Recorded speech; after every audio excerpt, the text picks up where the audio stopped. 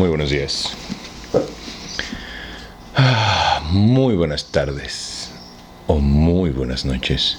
Tengan todos ustedes, mis queridos amigos, mis queridas amigas. Y por supuesto, claro que sí.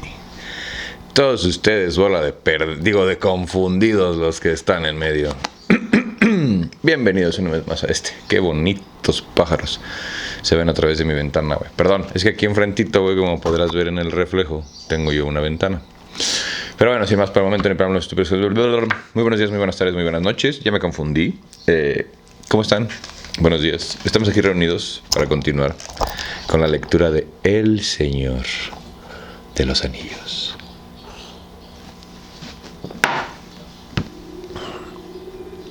El retorno del rey. Y les quiero agradecer a todos ustedes por ser parte de este canal. Supongo que para todos, igual que para mí, la vida real adulta, pues güey, es más compleja de lo que nos gustaría aceptar. Y realmente el poderle dedicar mi tiempo a esta comunidad tan agradable que estamos construyendo, se los agradezco a ustedes. Así que sin más por el momento, ni preámbulos estúpidos que no te importan, te mando un saludo a ti, mi estimadísimo, que estás aprendiendo a hablar en español. Fíjate que yo estoy aprendiendo a hablar en portugués, entonces muchas gracias a ti por venir. Capítulo 9. La última deliberación. J.R.R. Tolkien, El Señor de los Anillos, El Retorno del Rey. La última deliberación. Amaneció al día siguiente en la batalla, una mañana clara, de nubes ligeras y un viento que viraba hacia el oeste. Legolas y Gimli, que estaban en pie desde temprano, pidieron permiso para subir a la ciudad, pues querían ver enseguida a Merry y Pippin. «Es bueno saber que están vivos», dijo Gimli, «porque durante nuestra marcha a través de Rohan nos costaron no pocas penurias, y no me gustaría que todo ese esfuerzo hubiera sido en vano». El elfo y el enano entraron juntos en Minas Tirith, y la gente que los veía pasar contemplaba maravillada a esos dos extraños compañeros, porque Legolas era de una belleza más que humana. Y mientras caminaba en la mañana, entonaba con voz clara una canción élfica. Gimli, en cambio, marchaba junto al elfo con un andar reposado, y se acariciaba la barba, y miraba todo alrededor. «Hay buena mampostería», dijo Gimli, observando los muros, «pero también otras no tan buenas, y las calles podrían estar mejor trazadas. Cuando Aragorn recupere lo que le pertenece, le ofreceré los servicios de los picapiedreros de la montaña, y entonces convertiremos a Minas Tirith en una ciudad de la que podría sentirse muy orgulloso».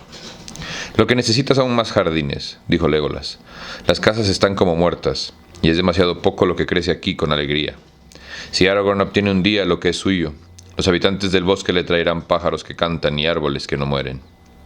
Encontraron por fin al príncipe Imrahil, y Legolas lo miró, y se inclinó ante él profundamente, porque vio que en verdad estaba ante alguien que tenía sangre élfica en las venas. «¡Asu! Salve, señor», dijo. «Hace ya mucho tiempo que el pueblo de Nimrod abandonó los bosques de Lórien, pero se puede ver que aún no todos dejaron el puerto de Amrod y navegaron rumbo al oeste». «Así lo dicen las tradiciones de mi tierra», respondió el príncipe. «Sin embargo, nunca se ha visto ahí a uno de la hermosa gente en años incontables, y me maravilla encontrar uno aquí y ahora, en medio de la guerra y la tristeza». «¿Qué buscas?» «Perdón. Soy uno de los 9 compañeros que partieron de Imbradis con Mithrandil», dijo Legolas, «y con este enano, mi amigo. He acompañado al señor Aragorn, pero ahora deseamos ver a vuestros amigos Meriadoc y Peregrin, que están a tu cuidado, nos han dicho. Los encontraréis en las casas de curación. Yo mismo os conduciré», dijo Imrahil.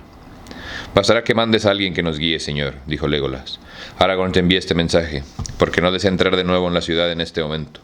No obstante, es necesario que los capitanes se reúnan inmediatamente a deliberar, y os ruega, a ti y a Éomer de Rohan, que bajéis hasta la tienda cuanto antes. Mithrandil ya está ahí». «Iremos», dijo Imrahil, y se despidieron con palabras corteses. «Es un noble señor, un gran capitán de hombres», dijo Legolas. «Si todavía hay aquí hombres de tal condición, aun en estos días de decadencia, grande ha de haber sido la gloria de Gondor en tiempos de esplendor. Y no cabe duda de que la buena mampostería es la más vieja, de la época de las primeras construcciones, dijo Gimli. Siempre es así, con las obras que emprenden los hombres. Una helada en primavera o una sequía en el verano, y las promesas se frustran. Piensa en nuestra generación, güey. Cómo nuestros antepasados construyeron edificios interesantísimos, güey, que todavía, ¿no?, despiertan al pensamiento o a esta tendencia del pensamiento, güey, que se le llama conspiración, ¿no? Galileo Galilei también fue un gran conspirador, güey, o conspiranoico. Pero, y como hoy, güey, tú dime qué verga estamos haciendo.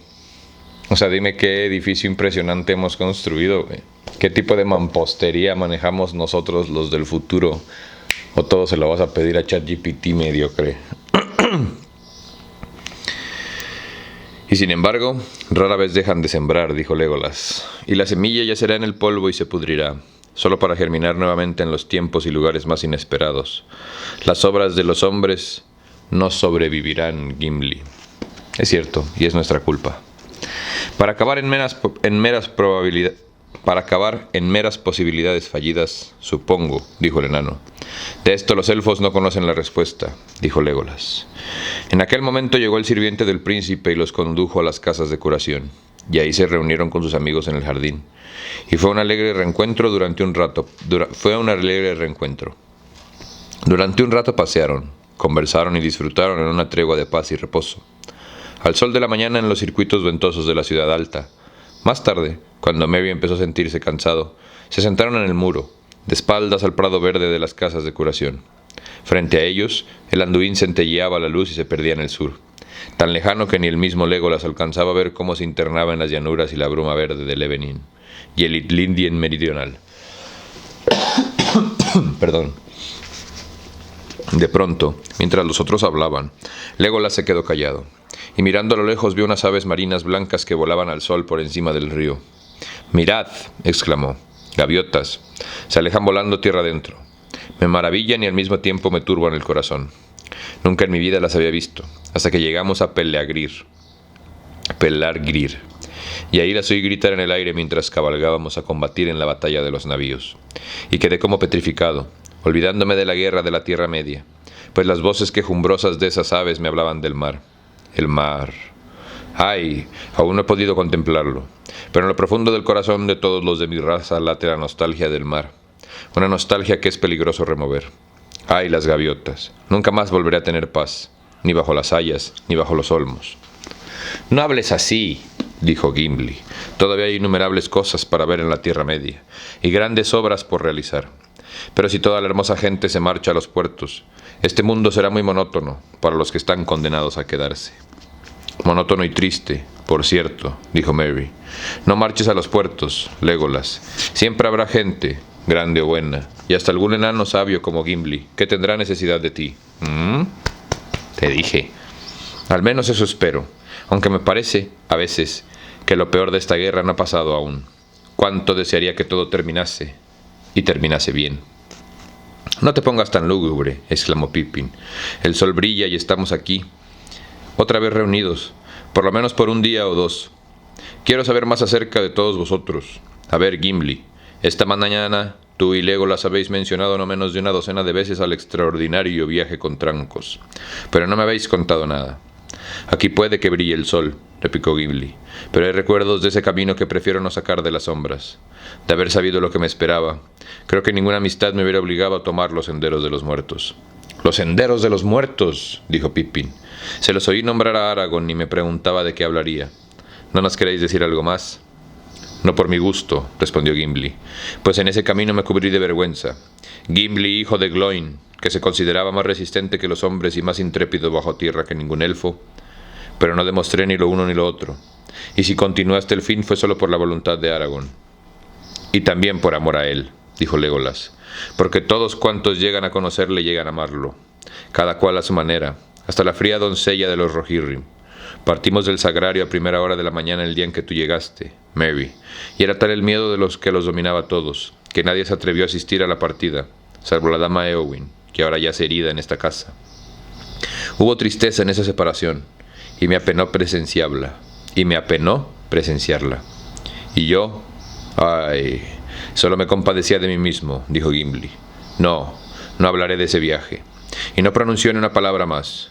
Pero Pippin y Merry estaban tan ávidos de noticias que Legolas dijo, al cabo: Os contaré lo que baste para apaciguar vuestra ansiedad, porque yo no sentí el horror, ni temí a los espectros de los hombres que me aparecieron frágiles e impotentes. Habló entonces brevemente de la senda siniestra bajo las montañas, de la tétrica cita con Erec, y de la larga cabalgata, 93 leguas de camino hasta Pelagrir, en las márgenes del Anduin. Pom, pom, pom, pom.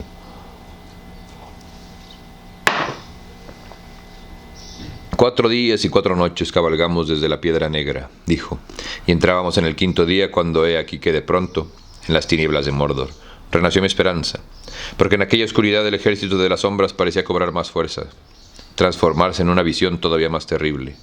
Algunos marchaban a caballo, otros a pie, y sin embargo, todos avanzaban con la misma prodigiosa rapidez. Iban en silencio, pero un resplandor les iluminaba los ojos. En las altiplanicies del Amedon se adelantaron a nuestras cabalgaduras, y nos rodearon, y nos habrían dejado atrás si Aragorn no los hubiera retenido. A una palabra de él volvieron a la retaguardia. Hasta los espectros de los hombres le obedecen, pensé. Tal vez puedan aún servir a sus propósitos. Cabalgamos durante todo un día de luz, y el día siguiente nos amaneció y continuamos cabalgando y atravesamos el Ciril y el Ringló, y al tercer día llegamos a Limhir, sobre la desembocadura del Gilraín, y ahí los habitantes del Amedon se disputaban los vados con las huestes feroces de Umbar y de Harald, que habían llegado remontando el río, pero defensores enemigos abandonaron la lucha a nuestra llegada, y huyeron gritando que el rey de los muertos había venido a atacarlos.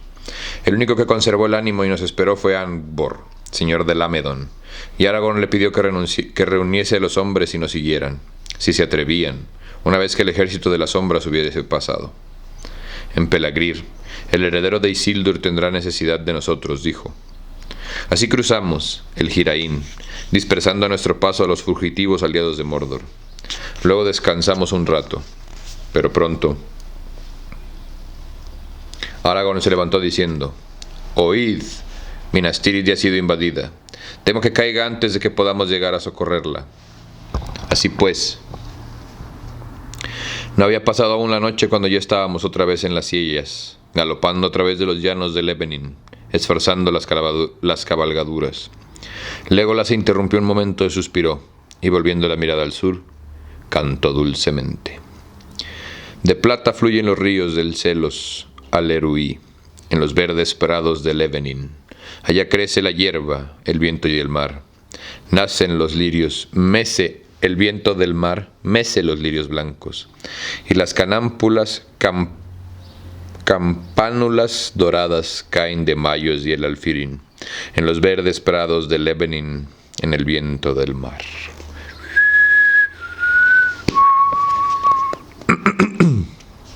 Verdes son esos prados en las canciones de mi pueblo, pero entonces estaban oscuros, un piélago gris en la oscuridad que se extendía ante nosotros, y a través de la vasta pradera, pisoteando a ciegas las hierbas y las flores, perseguimos a nuestros enemigos durante un día y una noche, hasta llegar como amargo final al río Grande. Pensé entonces en mi corazón que nos estábamos acercando al mar, pues las aguas parecían anchas en la sombra, y en las riberas gritaban muchas aves marinas. ¡Ay de mí! ¿Por qué habré escuchado el lamento de las gaviotas? No me dijo la dama que tuviera cuidado, y ahora no las puedo olvidar. Yo en cambio no les presté atención, dijo Gimli, pues en ese mismo momento comenzó por fin la batalla. Ahí, en Pelagrir, se encontraba la flota principal de Umbar, 50 navíos de gran envergadura y una infinidad de embarcaciones más pequeñas. Muchos de los que perseguíamos habían llegado a los puertos antes que nosotros, trayendo consigo el miedo, y algunas de las naves habían zarpado, intentando huir río abajo o ganar la otra orilla. Muchas de las embarcaciones más pequeñas estaban en llamas, pero los Haradrim, ahora acorralados al borde mismo del agua, se volvieron de golpe con una ferocidad exacerbada por la desesperación, y se rieron al vernos, porque sus huestes eran todavía numerosas. Pues sí, güey, pero esa es la única parte que le tenemos que reclamar a Tolkien, güey. O sea, Aragorn traía un ejército de fantasmas, güey. ¿Eso qué, güey? La neta.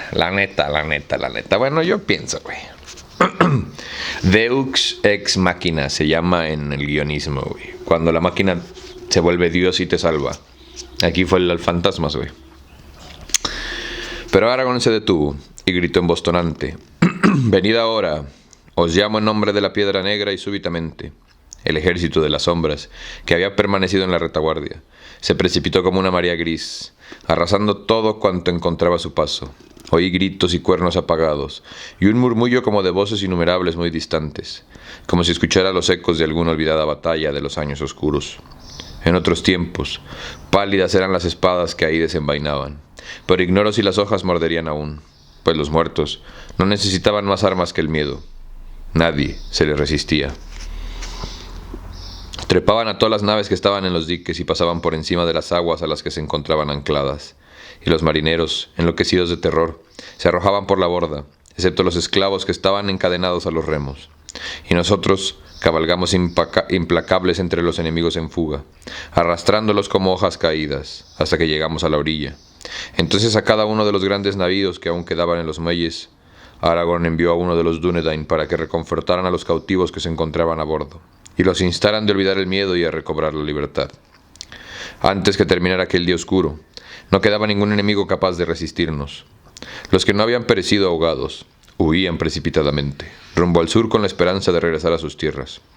Extraño y prodigioso me parecía que los designios de Mordor hubieran sido desbaratados por aquellos espectros de oscuridad y de miedo, derrotado con sus propias armas. «Extraño en verdad», dijo Legolas. En aquella hora yo observaba a Aragorn y me imaginaba en qué señor poderoso y terrible se había podido convertir si se hubiese apoderado del anillo. No por nada le teme Mordor, pero es más grande de espíritu que Sauron de entendimiento. No lleva por ventura la sangre de los hijos de Lúthien. Es de una estirpe que jamás habrá de corromperse, así perduren años innumerables. Tales predicciones escapaban a la visión de los enanos, dijo Gimli. Pero en verdad, poderoso fue Aragorn aquel día. Sí, toda la flota negra se encontraba en sus manos, y eligió, para él, la mayor de las naves, y subió a bordo. Entonces hizo sonar un gran coro de trompetas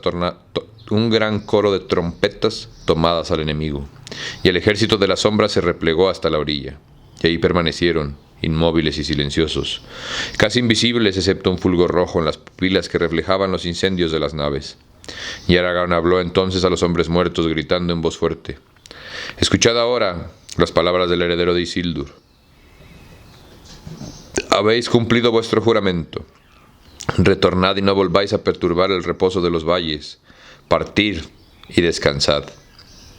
Y entonces el rey de los muertos se adelantó, y rompió la lanza en dos y arrojó al suelo los dos pedazos. Y luego se inclinó en una reverencia, y dando media vuelta se alejó. Todo el ejército siguió detrás de él, y se desvaneció como una niebla arrastrada por un viento súbito, y yo me sentí como si despertara de un sueño. Esa noche nosotros descansamos mientras otros trabajaban, porque muchos de los cautivos y esclavos liberados eran antiguos habitantes de Gondor, capturados por el enemigo en correrías, y no tardó en congregarse una gran multitud, formada por hombres que llegaban de Levenin y de Lethir, y de Angbor y de Lamedon. Vino con todos los caballeros que había podido reunir. Y Angbor de Lamedon vino con todos los caballeros que había podido reunir. Ahora que el temor a los muertos había desaparecido, todos acudían en nuestra ayuda, y al ver al heredero de Isildur, pues el rumor de ese nombre se había extendido como un fuego en la oscuridad. Y hemos llegado casi al final de nuestra historia. En las últimas horas de la tarde, durante la noche, se repararon y equiparon numerosos navíos, y por la mañana la flota pudo zarpar. Ahora parece que hubiera pasado mucho tiempo, y sin embargo fue solo en la mañana de anteayer, el sexto día, desde que partimos del sagrario. Pero Aragorn temía que aún el tiempo fuese demasiado corto. «Hay 42 leguas, desde Pelagrir hasta los fondeaderos de Harlon», dijo. «Es preciso, sin embargo, que mañana lleguemos al Harlon, o fracasaremos por completo».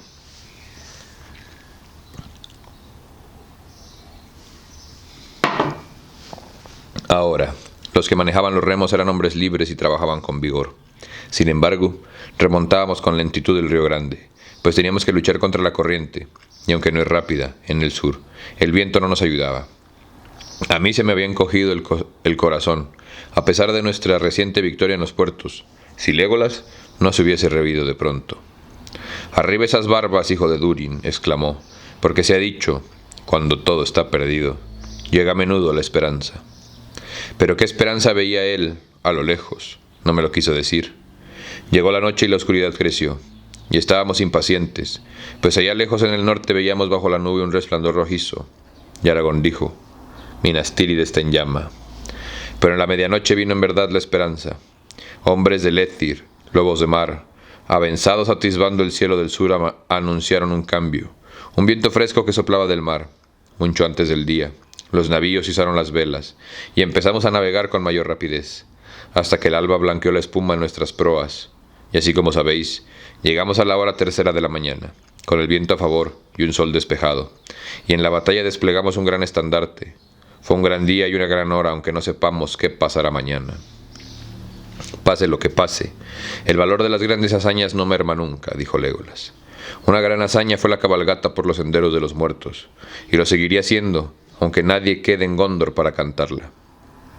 Cosa bastante probable, dijo Gimli, pues Aragorn y Gandalf parecen muy serios.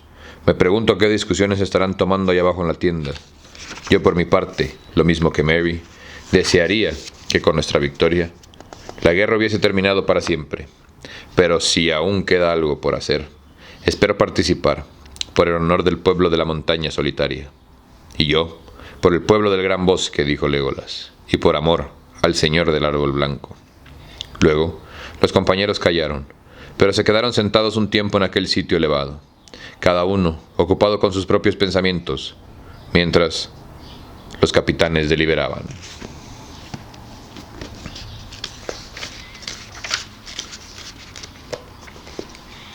Tan pronto como se hubo separado de Legolas y Gimli, el príncipe Imrahil mandó llamar a Éomer, y salió con él de la ciudad, y descendieron hasta las tiendas de Aragorn en el campo, no lejos del sitio en que cayera el rey Theoden.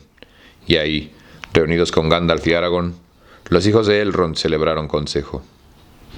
«Señores», dijo Gandalf, «escuchad las palabras del senescal de Gondor antes de morir.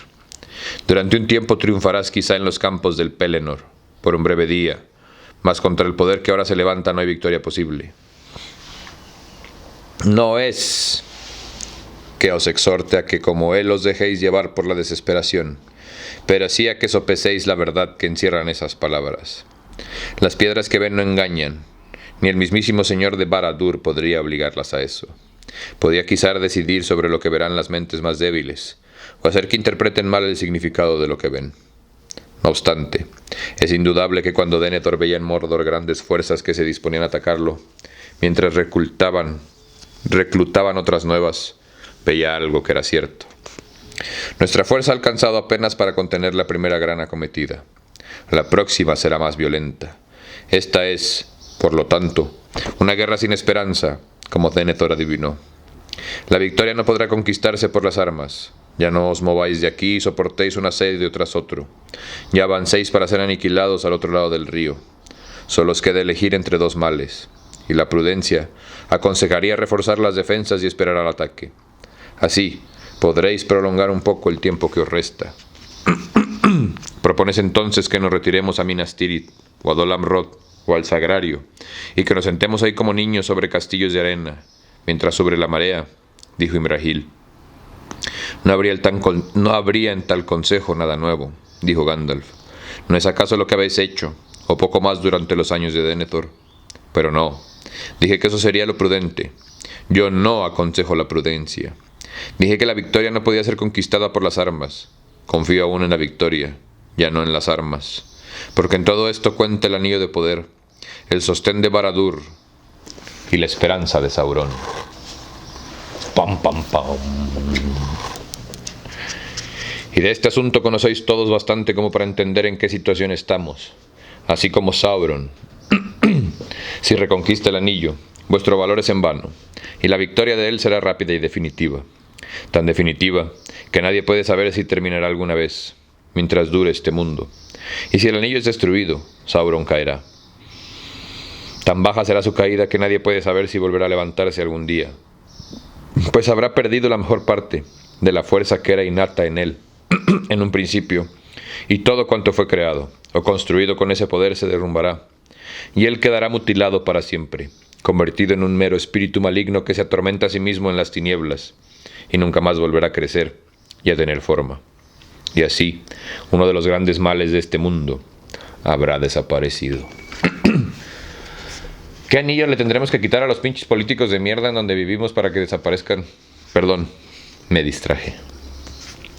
Otros males podrán sobrevenir, porque Sauron mismo no es nada más que un siervo o un emisario.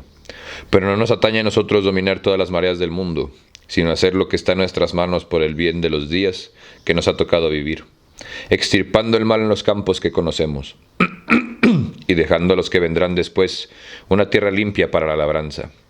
Pero que tenga solo lluvia no depende de nosotros. Ahora Sauron sabe todo esto, y sabe además del tesoro perdido, y sabe además que el tesoro perdido ha sido encontrado otra vez, aunque ignora todavía dónde está, o por lo menos eso esperamos, y una duda lo atormenta, porque si lo tuviésemos, hay entre nosotros hombres fuertes que podrían utilizarlo.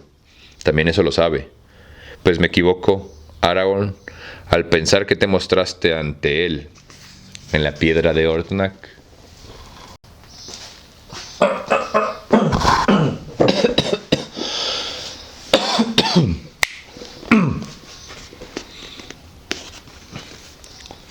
Lo hice, poco antes de partir a Cuernavilla, respondió Aragorn. Consideré que el momento era propicio y que la piedra había llegado a mis manos para ese fin. Hacía entonces 10 días que el portador del anillo había salido de Rauros, rumbo al este, y pensé que era necesario traer al ojo de Sauron fuera de su propio país. Pocas veces, muy pocas, ha sido desafiado desde que se retiró a la torre. Aunque si hubiese previsto la rapidez con que respondería atacándonos, tal vez no me habría mostrado ante él. Apenas me alcanzó el tiempo para acudir en vuestra ayuda. ¿Pero cómo?, preguntó Éomer. Todo es en vano, dices, si él tiene el anillo. ¿Por qué no pensaría Sauron? ¿Por qué es en vano atacarnos, si nosotros lo tenemos? Porque aún no está seguro, dijo Gandalf, y no ha edificado su poder esperando a que el enemigo se fortaleciese, como hemos hecho nosotros. Además, no podíamos aprender en un día a manejar la totalidad del poder. En verdad, un amo, solo uno, puede usar el anillo, y Sauron espera un tiempo de discordia, antes de que entre nosotros uno de los grandes se proclame amo y señor, y prevalezca sobre los demás. En ese intervalo se actúa pronto, el anillo podría ayudarle. Ahora observa, ve y oye muchas cosas. Los Nazgûl están aún fuera de Mordor. Volaron por encima de este campo antes del alba, aunque pocos entre los vencidos por el sueño o la fatiga de la batalla los hayan visto. Y estudia los signos, la espada que lo despojó del tesoro forjada de nuevo, los vientos de la fortuna girando a nuestro favor, con el fracaso inesperado del primer ataque, la caída del gran capitán. En este mismo momento la duda crece en él, mientras estamos aquí deliberando, y el ojo apunta hasta aquí, ciego casi a toda otra cosa. Y así tenemos que mantenerlo, fijo en nosotros, es nuestra única esperanza. He aquí por lo tanto mi consejo. No tenemos el anillo. Sabios o insensatos, lo hemos enviado lejos, para que sea destruido y no nos destruya. Y sin él, no podemos derrotar con la fuerza a la fuerza de Sauron. Pero es preciso ante todo que el ojo del enemigo continúe apartado del verdadero peligro que lo amenaza. No podemos conquistar la victoria con las armas, pero con las armas podemos prestar al portador del anillo la única ayuda posible, por frágil que sea. Así lo comenzó Aragorn, así hemos de continuar nosotros, hostigando a Sauron hasta el último golpe, atrayendo fuera del país las fuerzas secretas de Mordor, para que quede sin defensas. Tenemos que salir al encuentro de Sauron, tenemos que convertirnos en carnada, aunque las mandíbulas de Sauron se encierren sobre nosotros, y morderá el cebo, pues esperanzado y voraz quererá reconocer en nuestra temeridad el orgullo de nuevo. Y voraz creerá reconocer en nuestra temeridad el orgullo del nuevo señor del anillo, y dirá, bien, estira el cuello demasiado pronto y se acerca más de lo prudente, que continúa así, y ya veréis cómo yo le tiendo una trampa de la que no podrá escapar. Entonces lo aplastaré, y lo que ha tomado con insolencia será mío otra vez y para siempre. Hacia esta trampa hemos de encaminarnos con entereza y los ojos bien abiertos, y hay las esperanzas para nosotros, porque es probable, señores, que todos perezcamos en una negra batalla lejos de las tierras que los vimos, lejos de las tierras de los vivos, y que aun en el caso de que Barad-dûr sucumba, no vivamos para ver una nueva era. Sin embargo, Esto es, en mi opinión, lo que hemos de hacer. Mejor que perecer de todos modos, como sin duda ocurrirá, si nos quedamos aquí a esperar, sabiendo al morir que no habrá ninguna nueva era.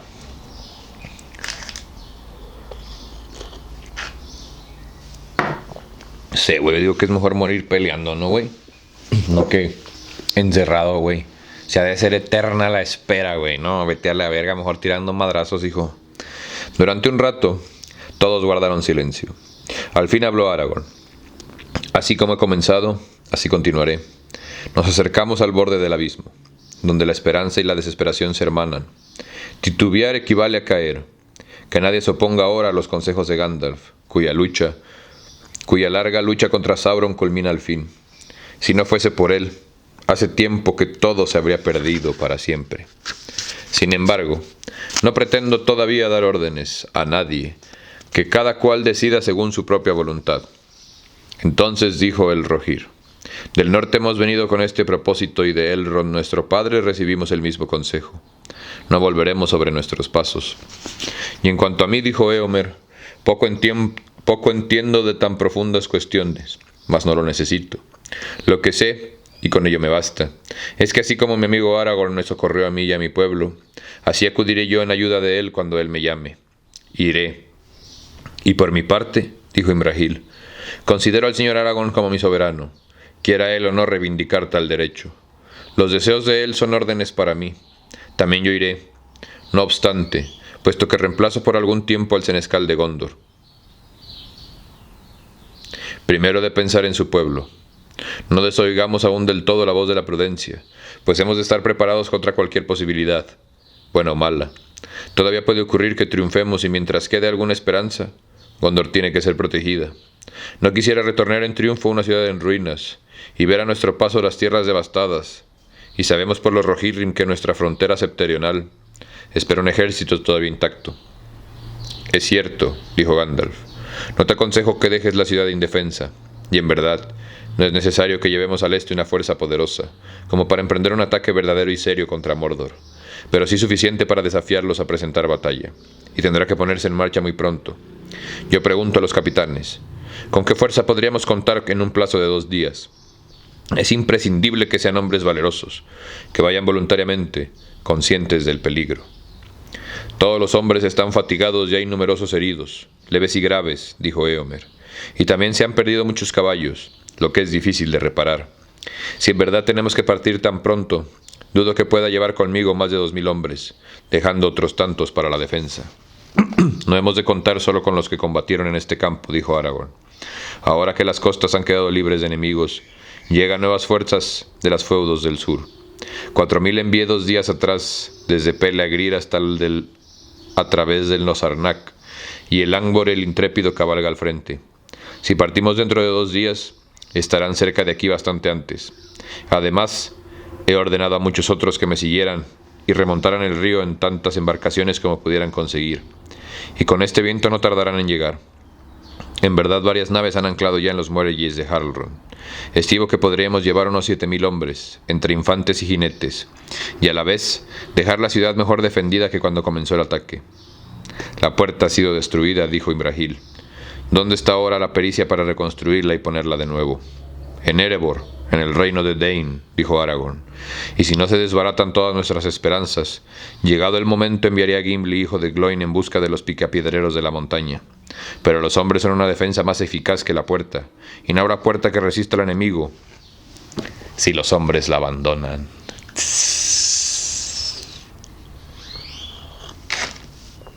Pues sí. Es como la pelea de la inteligencia artificial, güey. ¿Quién es más inteligente, el hombre o la máquina?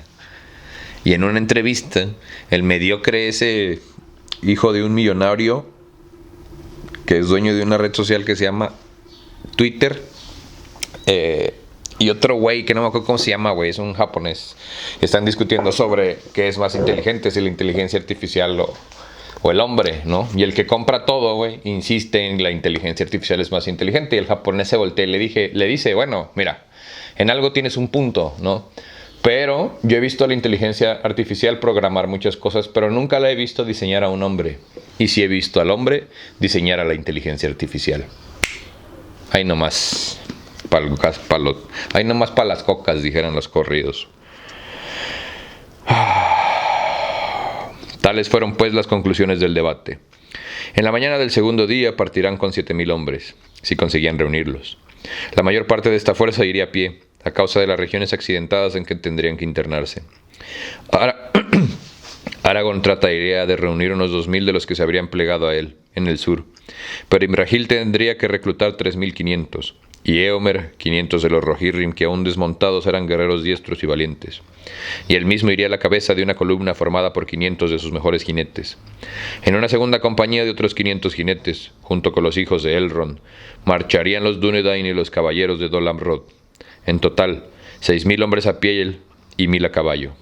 Pero la fuerza principal de los Rohirrim, la que aún contaba con cabalgaduras y estaba en condiciones de combatir, 3,000 hombres al mando de Æthelhelm, defendería el camino del oeste de los ejércitos enemigos apostados en Anórien. E inmediatamente enviaron jinetes veloces en busca de noticias hacia el norte, y al este de Osgiliath, y del camino a Minas Morgul. Cuando hubieron contado todas las fuerzas y luego de discutir las etapas del viaje, y los caminos que tomarían, Imrahil estalló de pronto en una sonora carcajada. «Esta es, sin duda», exclamó, «la mayor farsa en la historia de Gondor. Que partamos con 7,000, una hueste que equivale apenas a la vanguardia del ejército de este país en los días de esplendor. El asalto de las montañas y de la puerta impenetrable de la tierra tenebrosa, como si un niño amenazara a un caballo armado, con un arco de madera de sauce verde y de cordel. Si el Señor Oscuro supiera tanto como tú dices, Mithrandir, ¿no te parece que en vez de temer sonreiría y nos aplastaría con el dedo meñique como un mosquito que intentara clavarle el aguijón? No. Querrá cazar al mosquito y quitarle el aguijón, dijo Gandalf, y algunos de nuestros hombres valen más que 1,000,000 de caballeros de armadura. No sonreirá. Tampoco nosotros sonreiremos, dijo Aragorn. Si esto es una farsa, es demasiado amarga para provocar risa. No, es el último lance de una partida peligrosa y será de algún modo el final del juego. Enseguida desenvainó a Andúril y la sostuvo centelleante a la luz del sol.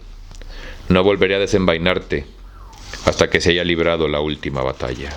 No volveré a envainarte hasta que se haya librado la última batalla, dijo. Y con esto vamos a dejar el capítulo de hoy. Muchísimas gracias a ti por venir a tu ejercicio de resistencia cultural favorito. Pero piénsalo, güey. O sea, sí tienen un gran punto, ¿no? Como al ir a enfrentar al problema a la puerta, güey. O sea, a veces pensamos que la mejor situación que podemos hacer para todos es defendernos, pero no, güey. Realmente a veces lo mejor que podemos hacer es atacar, como ahorita, ¿no? Es lo que deberíamos de estar haciendo nosotros. Pero bueno,